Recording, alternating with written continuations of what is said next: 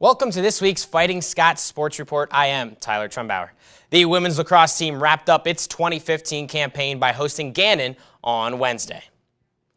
The Golden Knights got the best of the Scots 13-8. Gannon's attack was led by Tessa Mitchell and Kirsten Haight.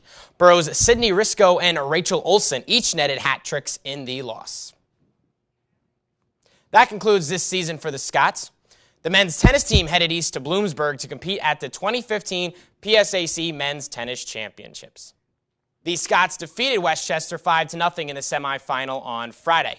Boro swept the Rams in doubles, piloting the team to victory. Lee Underwood's group battled local rival Mercyhurst in the PSAC Championship, emerging as 5-1 victors, capturing Edinboro's second straight PSAC Championship. Doubles swept again, with the top two singles earning victories for Boro as well. Senior Matthias Agnasi was named the championship's MVP. Edinboro now awaits to see if it qualified for the NCAA Atlantic Regional Tournament. The bracket will be announced today at 8:30 p.m. on ncaa.com.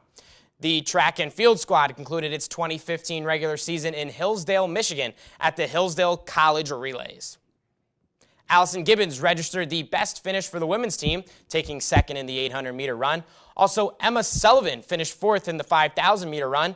Deontay Powell had a successful trip, winning twice, both on day two of the meet, taking first in the 400 and 200-meter dashes. Those who qualify will compete in the 2015 PSAC Championships at East Stroudsburg University, which are on April 30th through May 2nd. The softball squad was scheduled to have 7 doubleheaders in as many days to cap the regular season, but Mother Nature did not let that happen. However, the Scots did get to play some games to help their playoff standing. Boro had a successful week on the Diamonds, sweeping their 3 doubleheaders, all of which were at home. After Saturday's sweep of IUP, the Scots were 21-10-1 overall and 13-8-1 in the PSAC. The ladies were swept by Cal yesterday.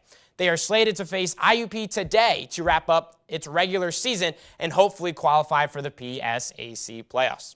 That's all for this week and this year. Thanks for joining us for what has been a successful academic year for the Fighting Scots. Be sure to follow us on Twitter at ETV Sports to stay up to date on all the latest Boro athletic happenings over the summer.